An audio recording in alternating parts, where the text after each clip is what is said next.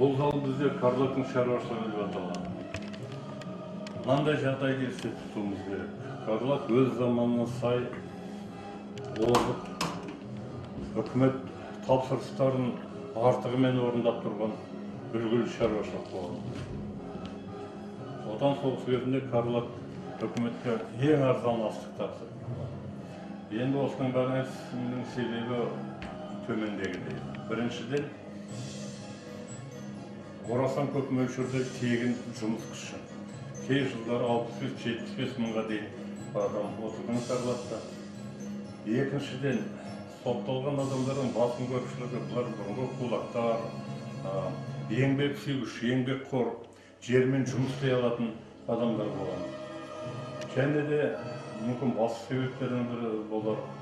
Карлакқа кеңес үкіметінің түкпір-түкпіріне атақталу шаруашылық мамандары, профессорлар, академиктер жиналған. Олар Карлактың шаруашылығын ғылыми деңгейге көтерген. Мына диаграммада Карлактың барағынан бір бұрышы бейнеленген. Және Карлактың жергілікті өнеркәсібі болған. Бұл жерде түрлі фабрикалар, зауыттар жұмыс істеген. Шыны зауытына шейін болған, май зауыттары болған, жарылғыш заттар дайындайтын жаңа цехтар болған. Міне мына суретте тұтқындар жарылғыш заттар дайындап жатыр. Ұлы Отан соғысы кезінде бұл жерде миналар дайындаған, М-82 деп аталатын миналардың майданға 500 вагон жөнелтілген. Осы Доленканың басынан. Карлакта атақты Чижевский сияқты ірі ғалымдар жұмыс істеген. Чижевский бұл жерде аэроиондандыру мәселелерімен шұғылданған. Одан кейін Карлактан босағаннан кейін біраз уақыт қарағандықта онкология саласында жұмыс істеген. Шахталарға арнап Чижевскийдің жаңағы шамы дейтін сәуле шашатын шамшырақ ойлап тапқан бұл кісі. Карлакта Пальмен және Сетел сияқты белгілі инженерлер жұмыс істеген. Пальменнің тағдыры қызғылықты. Бұл кісі Мәскеуде қорғаныс министрлігінде жұмыс істеген. Соғысқа арналған танкілерді шығару мәселелерімен айналысқан. Содан бар жалдыға ұлты швед, тегі баронесса болғандықтан бұл кісіге ату жазасы 25 жыл, 10 жыл деп сондай жазаға тартып, одан осы Карлакқа Доленкаға алып берген. Бұл жерде Сителов дейтін инженер мен екеуі бірігіп газогенераторлар ойлап тапқан. Қарғанның көмірін жағып, содан алынған газбен ауыл шаруашылық техникасын, автокөліктерді жүретін болған. Және тағы олардың қуаттылығы бензинмен жүретін машиналардан ешбір кем болмаған. Карлактың мал шаруашылығы.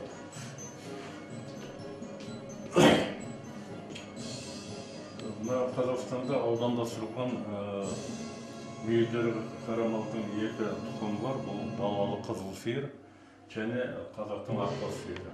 Осы қазақтың ақбас сиырының селекция жолымен, тұқым асылдандыру жолымен жаңа тұқымын өсіріп шығарған адамдардың бірі Анна Владимировна Ланина. Бұл еңбек үшін Ланина Сталин сыйлығын алған, бірақ Карлактан босатқан. Сонымен қатар Карлакта және қой шаруашылығы қатты дамыған, жылқы шаруашылығы дамыған. Орлық жорғасы сияқты жылқыларды осы жерден Карлактан жыл сайын ат әскерге жіберіп отырған.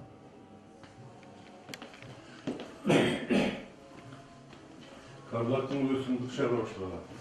Біздің есебіміз бойынша бұл жерде 40-тан астам белгілі агрономдар, ауыл шаруашылығының ірі мамандары жұмыс істеген.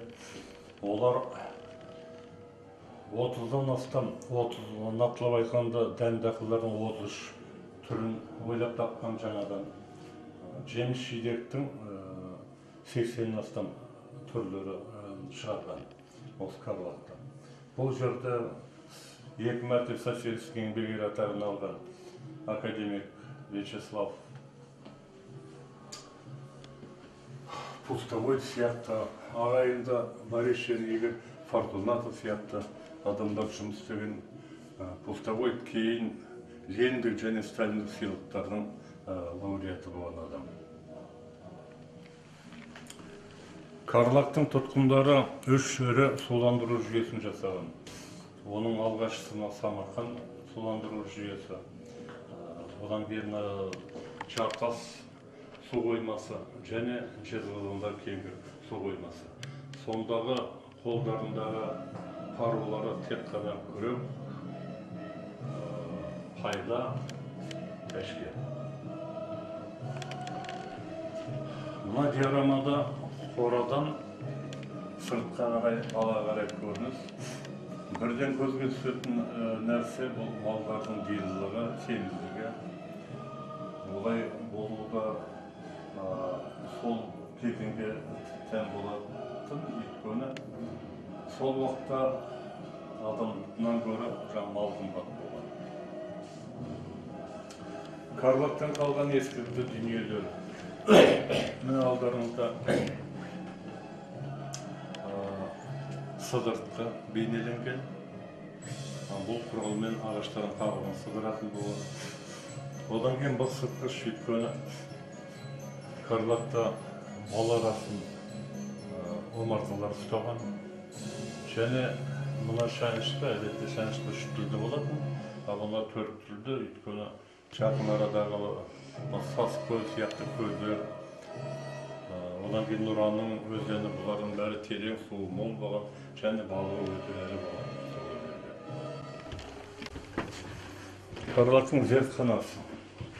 Бұл жерде ірі ғалымдар жұмыс істеген және ауыл шаруашылығы тәжірибе станциясы болған.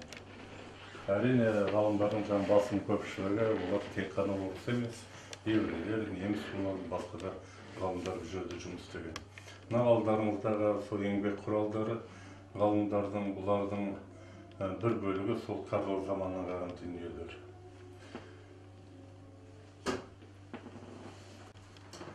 Карцер. Бұл жерге арқа көлмеге қоймайтын тұтқындарды қамайтын болған. Қабырғаларындағы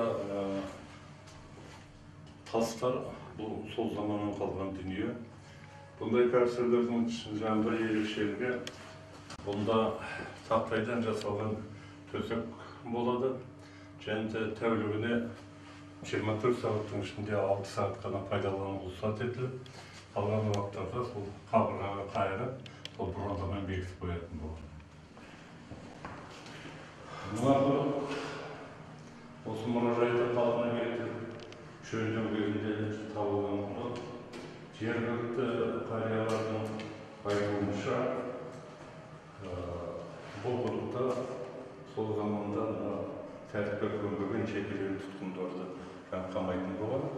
Және де осындай құдықтар жерлерде болған. Жоғарыдан ешқандай бұйрық нұсқау болмағанымен, Карлаг бөлімшелерінің бастықтары ойына келген істеп баққан. Тұтқындарды қорғау мақсатында. Ер адамдардың жалпы камерасы. Бұның бәрі әрине инсталляция. Шын мәнінде бұндай камералардың ішінде адам көп болған. Іші сасып, түзгіні температуралары төмен, адам өмір сүруге мүлдем қолайсыз болған. Олар басшыларының Карлагтың қызықтау бөлімшесін тексерген құжаттары бар. Сонда Карлагтың барактардың іші дымқыл, түстігіне 4 градус қана температурасы бар. Адамдардың киімдері биттегі өмір сүруге мүлдем қолайсыздығы ашып көрсетілген. Оны байқап отырсыздар, лагерьде бұрыннан отырған ақсақалдың, одан кейін этаппен келген интеллигенттің, балауыздан және гипстен жасалған мүсіндері.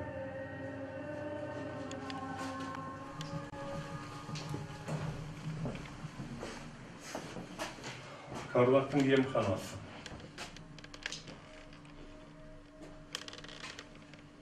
Бұндай емханалар Қарлатта болған, бірақ тұтқындарға медициналық көмек көрсету өте төмен дәрежеде болған. Дәрі-дәрмектің жетіспегеннің үстіне жаңа ауруларға деген сол медицина қызметкерлерінің көзқарастары мүлдем төмен болған. Келесі залда бірінші бөлмеде тұратын біз шартты түрде тергеушінің кабинеті деп атадық. Бірақ Қарлатта олар тергеушілер деп аталмаған. Олар оперативтік жедел басқару уәкілдері деп аталған. Кіреберістердің сол жақтағы шағын бөлмеде, тар бөлмеде бұл жерге алдын ала оқшаулау бөлмесі деп аталады. Бұның ішіндегі тұтқындарды мына келесі залға тергеушінің алдына алып келуге тиіс.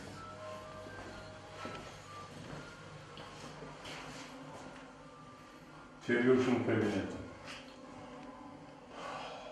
Иықтарындағы погондарында 4 жұмысшысы бар. Бұлайша алып барғанда капитан болуға тиіс. Бірақ Қарлаттағы әскери шендерімізден басқаша болған. НКВД-ның кіші лейтенанты жалпы армияның майорына тең болған. Ал Қарлаттың басшысының әскери шені лауазымы әдетте аға майор деп аталатын, қазіргі әскерде әрине аға майор деген ондай лауазым жоқ. Бұл залдың ішіндегі біз мына жиһаздарды, ескілікті заттарды міне мынадай суретке сүйеніп жинақтадық. Бұл суретте 1937 жылы Қарлаттың тергеушісі бейнеленген. Және де әскери қызметшінің мүсіні қолдарында кілттер, бұл камералардың кілттері.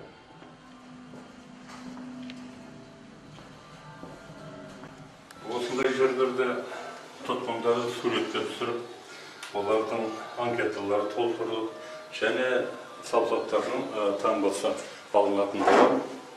Бұл бөлменің ішіндегі ескілікті заттар әрине бұлар қазір жұмыс істемейді, бірақ бұлардың сол заманнан қалған дүниелері. Және бір назар аударатын фотосурет, бұл жас қыз баланың фотосуреті. Жас кезінде Германияға алып кеткен бала жұмыс етуге. Одан кейін 1945 жылы Кеңес армиясы тұтқыннан босатып, бұл бала елге келген кезде тағы да сен сол жақта болдың деп тағы 10 жылға соттатып жіберген екен.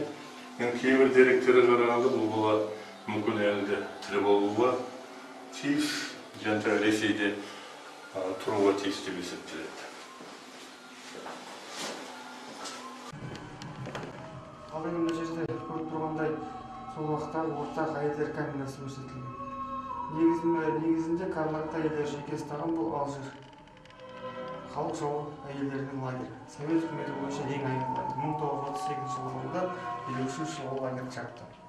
Егер қарап отырсаңыздар, осы әйелдер камерасына ерлер камерасы ешқандай айырмашылық жоқ. Сол уақыттағы матрас ретінде қолданған зат бұл кенепат немесе саман немесе қамыс қолданған. Тағы да айтып кететіндей, қыстыгүні әйелдер мен еркек арасында өлім өте жоғары. Өйткені жалпы осындай барактарда тұтқындар демалатын жерлерде жылу жүйесі өте нашар болды. Негізі сол уақытта көп уақыт отырған азамат және де жаңадан келген азаматтар. Халық жауына келді. 3 жылдан 8 жылға дейін бас бостандығы.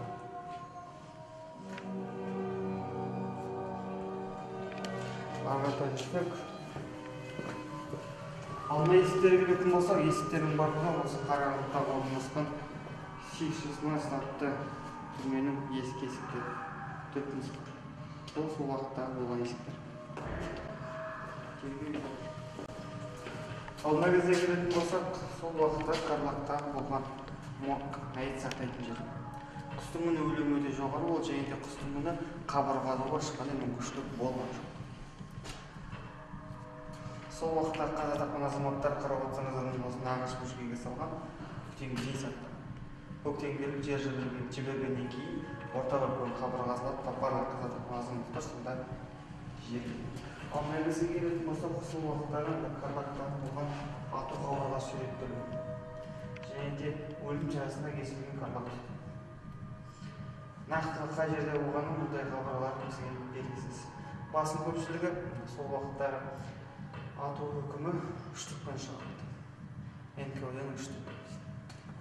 Және де тағы да қарайтын болсаңыздар, бұл кісінің киген ақ көйлегі, бұл ақ көйлек заң алдында таза екенін, ал алдында айтылған заттардың барлығы жалған, бірақ бұл кісінің өлім жазасы. Дәлелді етсек,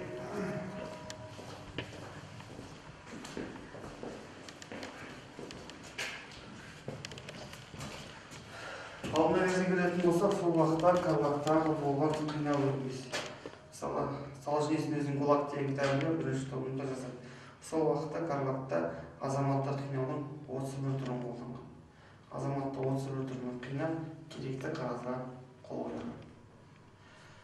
Ал мысалы тағы да келетін болсақ, мына бөлмелердің барлығы сол уақыттан келе жатыр. Қалай, не үшін салған бізге әлгісі белгісіз. Біздің ойымызша мына кезде спецархив болған. Өте құнды, өте бағалы құжаттар осы жерде сақталған. Және де тағы да қарайтын болсаңыздар, кірпіштің сапасы. Кірпіштің сапасы өте жоғары. Ғимаратқа 79 жыл толса да кірпіш әлі өртілген жоқ.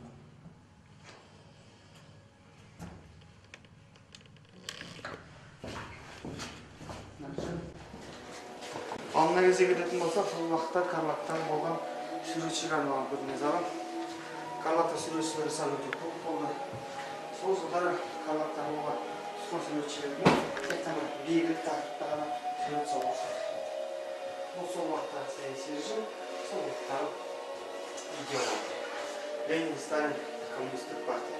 Ал мына суреттерге алатын болсақ, мына суреттердің барлығы Карлак жауығаннан кейін салған шығарған 70-80 жылы. Андрей Плещинский. Соның барлығы өзімен өлген азаматтар. Суреттердің барлығы түпнұсқа біздің мұражайда халық назарына бірінші рет қойылды. Тағы да бұл суреттерге қарап тұру өте ауыр. Өйткені бұл азаматтардың барлығы осы Карлактағы болған барлық адам ақылына сыймайтын қатыгездіктер. Ал мына жерге келетін болсақ, сіздер мысалы жаңа бірінші соңғы қабатта болдыңыздар. Бұның барлық инсталляция бұл жерде болған жоқ.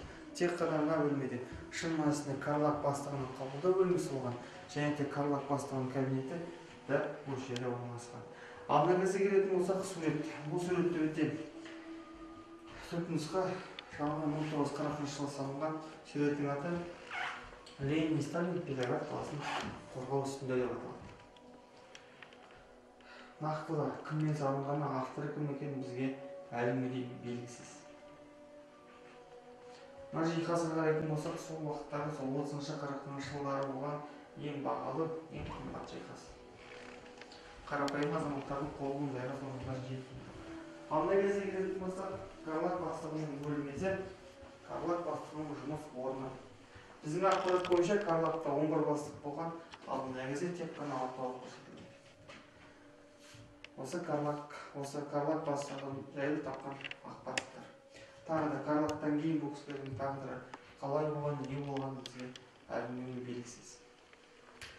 Мына кезде мына Карлак бастығы суреттелген нақты бір азаматқа көрсетілген бұл жиналған образ деп айтсақ та болады. Мысалы мына Карлак бастығының терезеге қарап жаңадан келген тұтқындарды бақылау деп айтсақ та болады. Ал мына кезде көрсетілген сол уақыттағы Карлактағы жұмыс істеген НКВД қызметкерлердің сыртқы киімі. Негізі НКВД қызметкерлерін сол жылдар алыстан осы киім арқылы тануға болады. Басты мәселе бұндай киімді киюде, өйткені бұндай киімде бит пайда болмайды. Бит деген тиф деген аурудың ең негізгі, ең басты тасымалдаушысы. Ал қабырғада қарасаңыздар, Сталиннің суреті бүкіл халықтың әкесі. Міне осы азамат билік басында болған беті саяси репрессия өте қарқынды, өте мықты дамып деп айтсақ та болады. Тағы да бұл кісі қалай жаман айтсақ та әлемдегі ең күшті, ең мықты совет одағы құрған кісілердің бірі. Генералиссимус, ең үлкен әскери шен. Әлемде бұндай шені бар азаматтар үшеу ғана. Бірінші Суворов, екінші Қытай Лерачанка, үшіншісі товарищ Сталин. әлемде 3 қана кісі бар. Бері қарата жүрсек, ал мына жерде сол уақытта Қарлақтағы болған мәдени көпшілік іс-шаралар мынаны көріңіз ал. Қарлақтың мәдени өмірі өте жоғары деңгейде болды. Қарлақта өзінің хоры болды, өзінің инструменталдық духовой оркестрі болды. Қарлақта. Мысалы, мына кезде қарап отырсаңыздар, Қарлақ тұтқындары қаншалықты сол уақытта осы Қарлақ жеріндегі мәдени өмірге араласқанын байқауға болады. Би топтары, мысалы, оркестр, сол уақытта хор. Тағы да, егер бос уақыт болатын болса, қол өнер шеберімен араласқан, мысалы, мазаттардың барлығы түпнұсқа сол уақыттан келе жатыр. Тағы да байқап қарап отырсаңыздар, сол уақыттағы осындай өнердің өзінде де сол уақыттағы идеологияның байқап көруге болады. Мысалы, мына кішкентай қыздың бірінші сөзі әке мен шеше емес, бірінші сөзі Сталин. Тағы да бір айтып кететін жай, сол уақытта Қарлақ тұтқындарына ине бермеген екен. Сол уақытта Қарлақ тұтқындар ине ретінде балықтың қабырға сүйектерін қолданған. Тапқырлық өте жоғары деңгейде болған. Тағы да келетін болсақ, мына кездегі сол уақытта болып жатқан концерт, және де азамат не істесе де әрдайым бақылау үстінде. Барлық концертте әр азаматтың емі, қадамы бақыланды. Ал мына кезде келетін болсақ, сол уақыттағы агитациялық тақта тек қана көрмегеніміз, жаңағыда халық шоғырланатын жерлердің барлық жерінде болған клубтарда, мысалы, бәлністерде, әшкере орталықтарында. Қазіргі таңда да осындай жарнаманың түрі біздің елде де өте жиі қолданылады. Бұл зал бізде өткен ғасырдың 30-40 жылдарындағы қазақ зиялыларына қарсы көрсетілген саяси зорлық-зомбылықты бейнелейді. Мына ортада тұрған композиция бұл ақ өскін деп аталады. Міне байқасаңыздар, қазақ интеллигенциясының тағдырда міне осындай жолы бұралған болған бірнеше жерден сынған өскін. Одан кейін тікенек сымдармен қоршалған, бірақ бұл өскін түрі, ол күнге қарай жоғары қарай өрмелеуде, және тікенек сымның ұшына жасыл жапырақ пайда болған. Сол жақтағы суреттер, бұлардың бәрі Алашорда үкіметінің мүшелері, ал оң жақтағы фотосуреттер. Бұлар кеңес үкіметінің платформасын қабылдаған, бірақ бәрі үкімет құрылымынан құтылмаған қазақтың белгілі мемлекет қайраткерлері, ақын жазушылары, ал енді төмендегі көріністерде солардың өмір жолына қатысты құжаттар белгіленген.